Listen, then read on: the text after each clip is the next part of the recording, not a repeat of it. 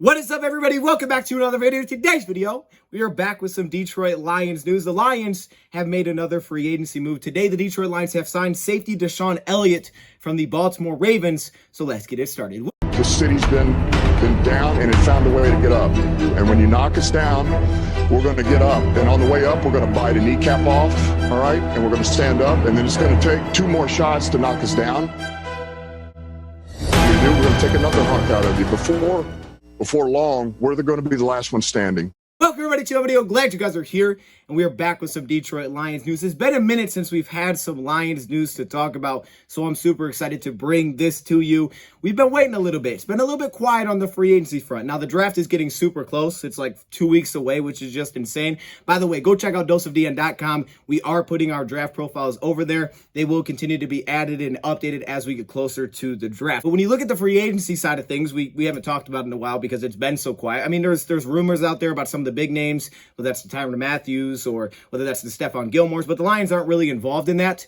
However, there was one position that the Lions really had not addressed yet, as well as offensive tackle, backup offensive tackle. But that kind of seems like it's going to be a draft thing. We'll see. It could be after the draft. Could be a UDFA. We'll see how they handle that. But the one really glaring position that the Lions have not addressed in free agency until today was the safety position. I mean, you look at the other glaring positions, receiver, well, DJ Chark, right? And you brought back Josh and those guys. Now, you will say, well, yeah, we brought back Tracy Walker. That is true, but Tracy Walker was kind of like, okay, Tracy Walker has to come back. I mean, we had the guy last season, and you knew we need some safety help, especially because I believe Will Harris maybe kind of just a cornerback going forward. I mean, I think you love the versatility, the fact that he can play different positions, so there's a lot of different spots that you can put him. But I don't think the Lions want to come in next season as Will Harris as their starting safety. I mean, you look at linebacker. Sure, maybe none of the signings that we made at linebacker will end up being starters, whether that's the Davis or the Chris Boards. Maybe those guys don't become starters. You look at cornerback. Maybe Mike Hughes is not a starter. But we still address those positions to at least add competition. Aside from the safety position, we brought back some re-signings like the Deshon Elliott's or restricted free agent CJ Moore, who I do like,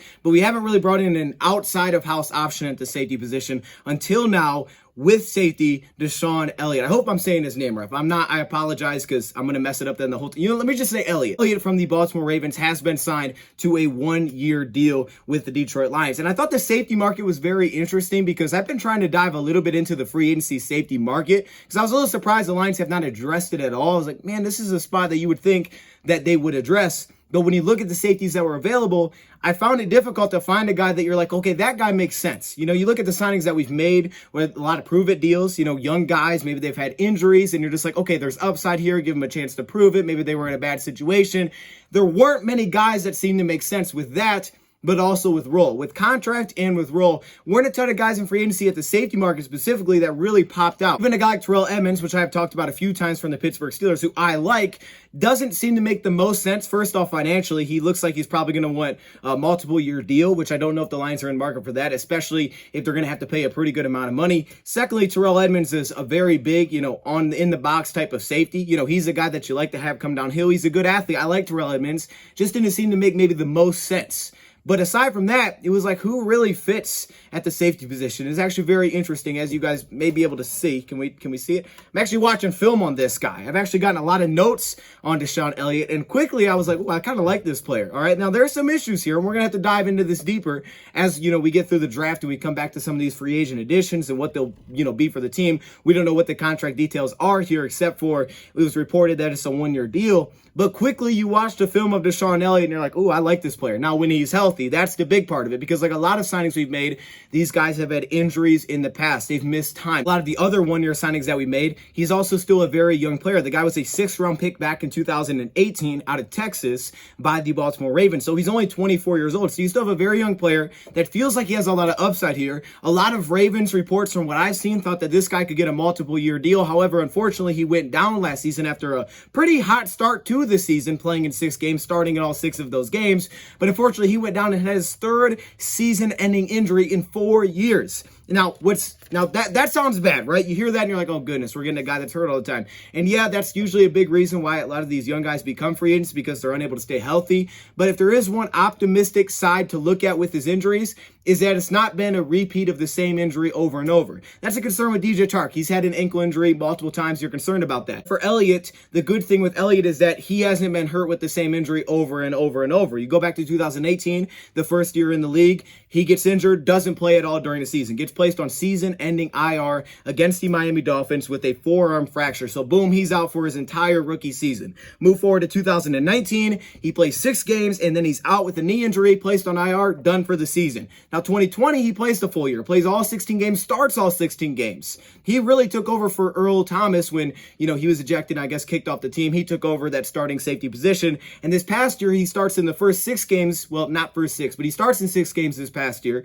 plays pretty well, but unfortunately has another season-ending injury with a bicep/pectoral injury. He was also injured during the middle of the season. He went down versus the Lions with a quad injury. You actually could see the play happen. So he did miss a little bit of time, but came back, played well, and then of course he went down again, season-ending injury. So the good thing with that is it's not the same injury where you're like, oh, it's going to happen again. That's a good thing.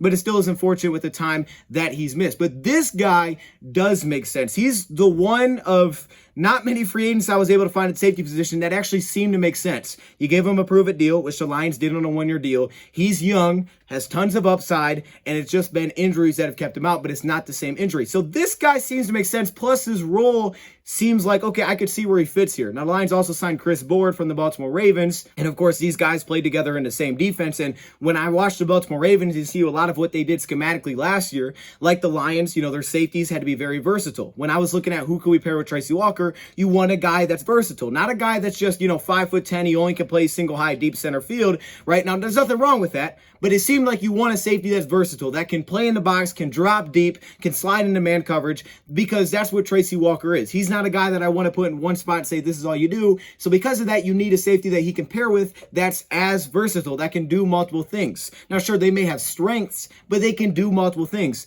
And Deshon Elliott perfectly hits that for the Detroit Lions. Like I said, quickly after watching his film, I went through all but maybe one of his game last season. He played in 6 last year, and we'll come back, like I said, and dive back into this. You click, you're like, oh, I like the type of player that he is. It's not perfect, but you like the type of player that he is. So who is Deshon Elliott? Well, as we said, he was a 6th-round pick out of Texas back in 2018. We talked about the time that he's missed in the NFL, but he's a 6'1", 210-pound safety. So you're getting a nice build there for a safety that can do multiple things. The type of player that can come down in the box, physical hitter, very physical hitter. We'll get to that. But you're getting a nice build there. Now, when he came out of the draft, he ran a 4.58 40, 15 bench press reps. He definitely doesn't have the best straight line speed. I still think his back pedal is a little bit clunky. Probably not the best suited if your defense is looking for a pure cover 1 single eye safety, like when we went and got a guy like Deron Harmon. I don't think he's best suited to play that role, but he definitely has enough speed to play in a cover 3 type of defense, split coverage that can come into the box, get aggressive on pass downs, play man coverage on tight ends. He did all of those things, which immediately makes me think of the Lions last year, who are extremely aggressive on 3rd down, a lot of cover 0. He'll fit perfectly into that. And then, of course, the cover 3, which the Lions did a lot, especially early in the season with some of the cornerbacks that we had, where one safety slides down, plays underneath zone coverage, the other one plays, in the deep third of middle of the field. So to me, he's already experienced in playing in that style of defense. So I'm like, okay, I can see the schematic fit. 2020, the first, full season that he played, he had 80 combined tackles, 2.5 sacks, 4 passes defended. He allowed a 59% completion percentage, which is pretty good. A 113 pass rating, 3 touchdowns, no picks, according to Pro Football Reference. And this last season, in the 6 games that he played, he started all of them. For the last 2 years, he started every game that he's played. This last season, 23 combined tackles, 1 sack, 2 passes defended, 67% completion percentage allowed, a 120 pass rating, 2 touchdowns, and 1 interception. He was off to a pretty good start. Now, those stats can be a little bit misleading, especially when you look at the safety position, because you can give up a pretty high completion rate, a high pass rating, because if you're kind of in the area, they can account you to it. So don't get too caught up in the coverage stats there. If you like Pro Football Focus, they graded him out pretty well last year. They gave him a 65.6 overall, which, puts him in like the slightly above average range. 66.2 against the run and a 61.7 in coverage. 2020, where he played the full season, was even better. They gave him a 66 overall, 69.3 against the run, which is really nice, and a 66.2 in coverage. After diving into the film, it was quick I was like, I like the style that we're getting here. Let's start with the run defense. What I took away from what I've seen so far. One issue that does show up here is he can be a little bit overly aggressive, and I noted it a couple times in play action where he'll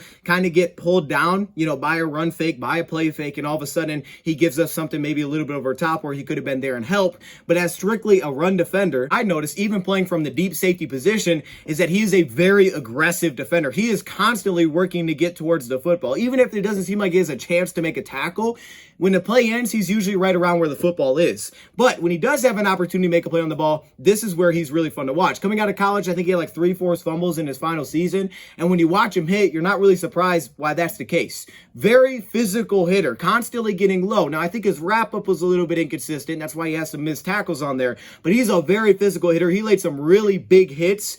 And this kind of gave me some vibes to Tracy Walker. I think this pairing is going to be very exciting against the run. For having 2 guys now that can slide down and help you against the run. Tracy Walker was a really mean hitter. He missed a few here and there, but he was a really mean hitter, right? Very aggressive style hitter that would light guys up. We've seen this guy pick up running backs.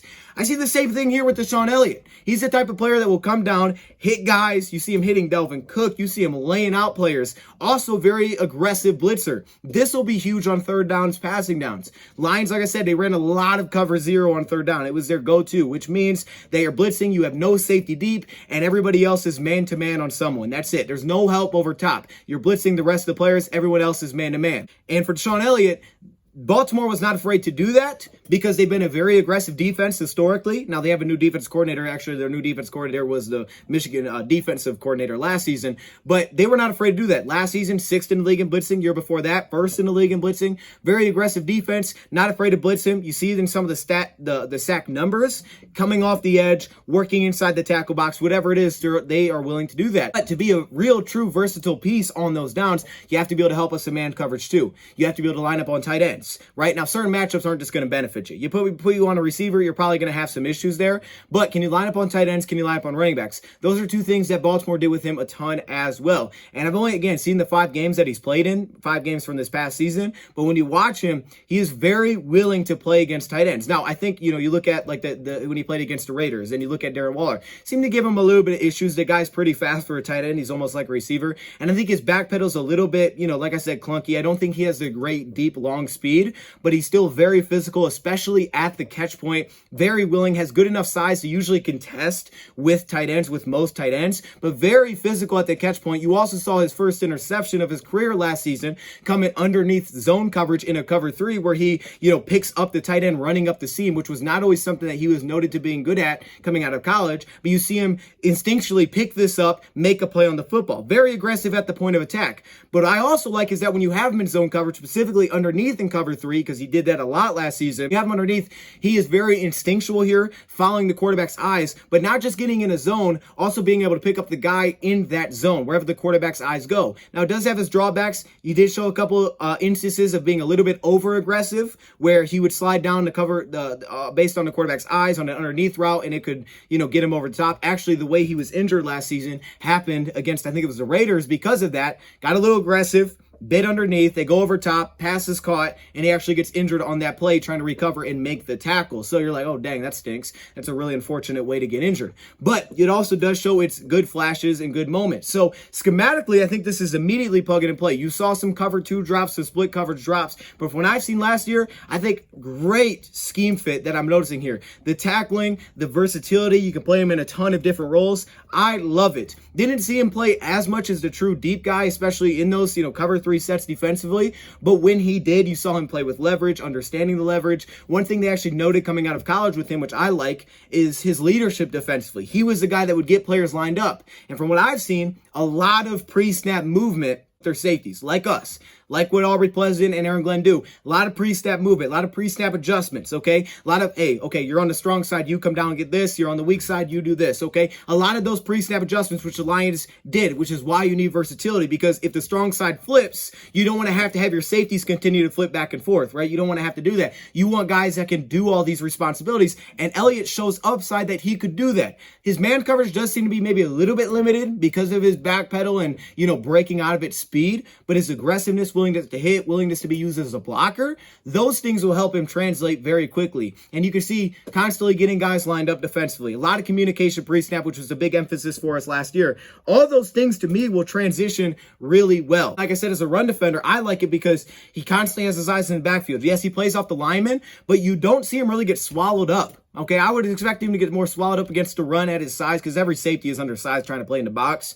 Just, it always is like that. So if you get blocked, if you get hit by a lineman, if you get locked up, you're completely washed out of the play. So it's very tough to play as a safety down underneath. For him, reading the backfield, you can see keeping his eyes in the backfield, does a really nice job of not getting washed out of the play, not getting sucked into a certain spot where the defense wants you to go, keeping his head up and finding where the lane is going to reel to diagnose that and get to the running back. And he's constantly a finisher as a run defender. So honestly, this was one of those guys that, I'm starting watching, like, whoa, this guy actually makes sense. He visited with the Detroit Lions today. There was rumors that the Lions were going to sign him, and now here we are, bang, he is a Detroit Lion. Now, to finish this thing off, people are asking, well, the Lions aren't going to draft a safety now? I wouldn't say that. Now, are they going to do that too? I don't think they'll do that too. I've come to that like a week and a half ago. I was like, I don't think the Lions are going to do it. Here's why. Look at Brad Holmes' background, this and that. Where the Lions need help, they got to stop the run on first and second down. He'll help us against the run a little bit, but he's a safety. I didn't think the Lions were going to do that anyway. I got to that point. But does that mean they won't draft safety? To me, no, because safety is a very valuable piece of the defense. Aaron Glenn has talked about how much communication goes into it pre-snap, which is why it's so good that he's getting everybody lined up and he's playing in a similar style, seemingly in a similar style from what I've been able to tell so far. So that's going to be very important immediately when it comes in. But the Lions, to me, will still definitely address safety, right? They probably still will. It's like if you look at edge. Will the Lions draft an edge? Yeah, I think they'll draft an edge. Yeah, they have Charles Harris back, but I still think they'll draft an edge. Could be their top pick in this year's draft. So they've done this at every position. They're trying to fill holes at every position. But just because you do that doesn't mean you're not going to draft. It does open you up, however, to not being locked into a certain spot. Because for a while there, I was like, man, the Lions, you're going to have to use a top pick on a safety because of the fact that you haven't brought anybody in. And the odds of them coming in and starting with Will Harris is low to me. I don't see that being the case. I think they want to keep him at corner, let him continue to develop there. But now that you got Elliott, he's still in a prove-it deal. You still need to address safety. I think you would still love to have a ball hawk. I love me some Verone McKinley. Lions can do it if they want. Still address it, but now it doesn't have to be that glaring need where it's like, man, we have to go get this. We can't wait because we don't know if this guy's going to fall, so we have to get it now. We may have to reach for something. Lions don't want to do that. They want to take best player available. And I was told from a scout, and I love this, the free agency is to get your needs. The draft is to get the best player available. I love that. It's a great quote. Who knows if Lions are going to follow it exactly, but I think that's what they're trying to do. We saw it last season, and now we're seeing it again. So Deshon Elliott, hopefully I'm saying his name right, is a Detroit Lion. Sorry for the long-winded explanation there, but I got excited watching dude's film. The guy will hit, and I was like, ooh, I like this. I like CJ Moore. I like him as a nickel down, sub down package guy, a guy that you can line up at linebacker, playing him in those kind of roles. To me, Deshon Elliott and Tracy seem like they could play together from what I've seen so far. I'll have to look more into it. Definitely seems like a pretty aware guy. I mean, he had 6 interceptions in his first year starting college. Yeah, they fall in his lap, but it seems like, yeah, he can be a little over aggressive, but definitely a good mover in zone coverage. And he can get in positions where he'll have opportunities to make plays. And if you see that one against the Chargers, if he can continue to add upon that, you're like, okay, this guy could be a playmaker. Same thing with Tracy. It feels like he could be much more of a playmaker in coverage than he is. He's still working to get there. He's still kind of raw in development. Yeah, he's been in the league for 4 years, but at the same time, he hasn't been in this style of defense, right? So he's still raw here. Even when Elliott came out of college, because of the time he's missed, people even thought coming out of college, man, he may have came out too early. So seems like upside is definitely high here. It was his first interception, I think, since his rookie year, right? It's been a while since he's had a pick this past season, which came in the final week of the season. So I definitely still think he get a safety. Plus, you got to remember, Elliott's had tons of injuries. So it's not like you can be like, okay, we're for sure he's going to play a lot. You can't do that at anybody, but you already know he's got the injuries. But anyways, let me know your thoughts in the comments below. I'm sure a lot of people are excited about this. I am, and we'll let you know the details when we get them. Thank you, Pat, for watching, and I'm out.